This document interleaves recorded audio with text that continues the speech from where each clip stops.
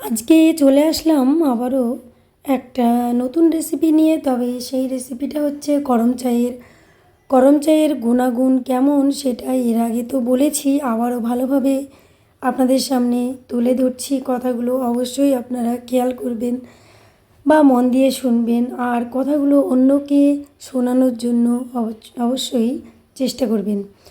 তো এখানে এই করম চায়ের রেসিপিটা আমি কিভাবে করছি সেটা তো দেখুন। তারপরে আমি এর গুণাগুণ যে কতটা সেটাও আমি বলতে শুরু করি। এখানে আমি করম চায়ের কথা বলছি। করম চা এতটা উপকারী শরীরের জন্য যে এই করম চা খেলে একাধিক রোগ দূরীকরণ হয়। অনেকের বাড়িতেই আছে, আবার অনেকের বাড়িতেই নেই। তবে এটা গ্রামেগঞ্জের দিকে বেশি পাওয়া যায়। আকারে এটা ছোট হলেও এর গুণ কিন্তু অনেক। আর এটা বিশেষ করে গ্রীষ্মকাল ও বর্ষাকালে এই করম চা পাওয়া যায়। আর এই করম চা কিন্তু দুই রকমের হয়, একটা কাঁচাতে সবুজ থাকে, আবার কাঁচাতে সাদাও থাকে আর একটা। তো সেগুলো পেকে সবুজটা কালো হয়ে যায় আর সাদা রঙেরটা কালার মানে গোলাপি কালার হয়ে যায়। তো যাই হোক, এর গুণাগুণ যদি আপনারা সঠিকভাবে জানেন তাহলে এটা ব্যবহার করতে কখনোই অবহেলা করবেন না। এই গরম চা যে কোনোভাবে খেলে শরীরের তো অনেক উপকার, স্বাস্থ্যের পক্ষে এত উপকার যে সবাই সেটা জানেন না। অবশ্যই এটাকে অবহেলা করে ব্যবহার করেন, হয়তো সবাই সঠিক নিয়মটা না জেনে। তবে আজকে যদি আপনারা জানেন যে এই গরম চা খেলে কতটা উপকার হয়, তাহলে কখনোই এই গরম চাগুলোকে অবহেলা করবেন না। তো গরম চা খেলে কোলেস্টেরলের মাত্রা অবশ্যই কমিয়ে দিতে পারে, ধমনীতে রক্ত চলাচলের সহায়তা করে নিয়মিত করম চা খেলে। আবার করম চা যদি খাওয়া হয় তাহলে হৃদরোগের সমস্যা থেকেও এটাকে বাঁচানো যায়। আবার এটি ওজন কমাতেও সহায়তা করে। পেটের বিভিন্ন রোগকেও এই করম চা খেলে মুক্তি করে দেয়। তারপরে এই করম চা এটা দাঁত ও মাড়িকে মজবুত করতেও সহায়তা করে।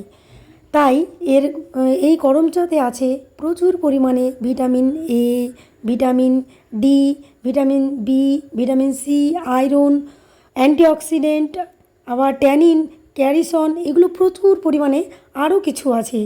তো এই গরম চা যে শুধুমাত্র একরকমভাবেই খাওয়া যায় এটা নয়, গরম চা বিভিন্ন রকমভাবে আপনারা খেতে পারেন।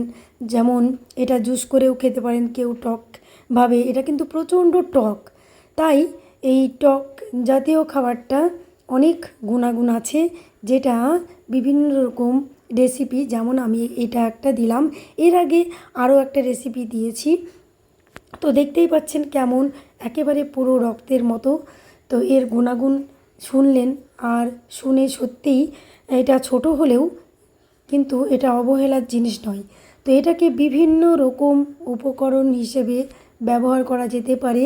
হয়তো গরম চায়ের টক করে খাওয়া যেতে পারে, গরম চায়ের চাটনি করে খাওয়া যেতে পারে, গরম চায়ে সবজির সঙ্গে মানে হয়তো মসুর ডালের সঙ্গে এটাকে টকভাবে রান্না করেও খাওয়া যেতে পারে। তারপরে এটাকে কি বলবো, আরও অন্যান্যভাবে জেলি বানিয়ে, বা এটাকে গরম চা বাজারে যেটা চেরি হিসেবে ব্যবহার হয় সেটা বানিয়েও আপনারা ঘরে সঞ্চয় করে রেখে দিতে পারেন। তবে এই ফলটা খুব বেশি সময় থাকে না, তাই গাছে যতক্ষণ আছে ততক্ষণ অবশ্যই এটাকে নিয়ে বিভিন্ন রকম প্রসেসে বিভিন্ন রকম রেসিপি বানিয়ে আপনারা দীর্ঘদিন সংরক্ষণ করে রেখে দিতে পারেন। তাহলে কি, এটা যখন করম চা গাছে শেষ হয়ে যাবে তখনও এটা ব্যবহার করা যেতে পারে। আর এটাকে অবশ্যই বাচ্চা থেকে বড় সকলেরই খাওয়ানো অবশ্যই উচিত, যেটা এর আগে অবশ্যই বললাম উপকরণগুলো। তো আমি এই যে এতক্ষণ ধরে বললাম, তো এই গুণাগুণগুলো অবশ্যই আপনারা জেনে নিলেন। তাহলে যাদের করম চা গাছ আছে তারা অবশ্যই এটাকে বিভিন্ন রকম প্রসেসে ব্যবহার করুন এবং সংগ্রহ করে রেখে দিন। আর যাদের নেই তারা অবশ্যই এটাকে বাজারে কিনতে পাবেন, সেখান থেকে কিনে অবশ্যই সংগ্রহ করে রেখে দিন, বা বিভিন্ন রকম রেসিপি বানিয়ে চটপট আজই ব্যবহার করুন। এটা বর্ষাকাল ছাড়া অন্য সময় কিন্তু পাওয়া যাবে না। তাই অবশ্যই এটা একটা বড় উপকারী। আর এটা কিন্তু লিভারের সমস্যা থেকেও লিভারের সমস্যা থেকেও এটাকে রক্ষা করে। কেননা যাদের লিভারের সমস্যা আছে তাদেরও কিন্তু এই গরম চা খাওয়া অবশ্যই ভালো। তাই এটা কি বলবো, অত্যন্ত অত্যন্ত জরুরি। এই ফলটাকে বিভিন্ন উপকরণে আপনারা সংগ্রহ করে রাখুন।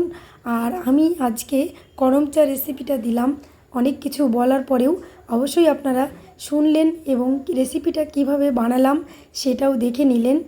আর এই রেসিপিটা অবশ্যই অত্যন্ত সুন্দর এবং মিঠা। যাই হোক, এটা যখন কাঁচা থাকে তখন প্রচণ্ড টক, এত টক যে মুখে দেওয়াই যাবে না। তো যাই হোক, আমি যে রেসিপিটা বানালাম এটা আবার এত মিষ্টি বা এত সুস্বাদু যে মুখে দিলে আর ভুলতেই পারবেন না। তো যাই হোক, এইভাবে এটাকে একটু যদি মানে জল থেকে তুলে ঝরিয়ে আবার এটাকে কাচের বয়মে এয়ারটাইটভাবে সুন্দরভাবে রেখে দিন।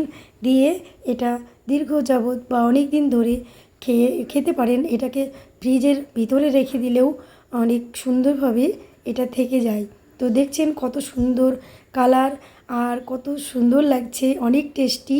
তো আমার ভিডিওটি প্রথম থেকে লাস্ট অবধি যে দেখলেন তার জন্য আপনাদেরকে অসংখ্য অসংখ্য ধন্যবাদ রইল বা ধন্যবাদ দিলাম। ভালো থাকবেন, সুস্থ থাকবেন। আল্লাহ হাফেজ।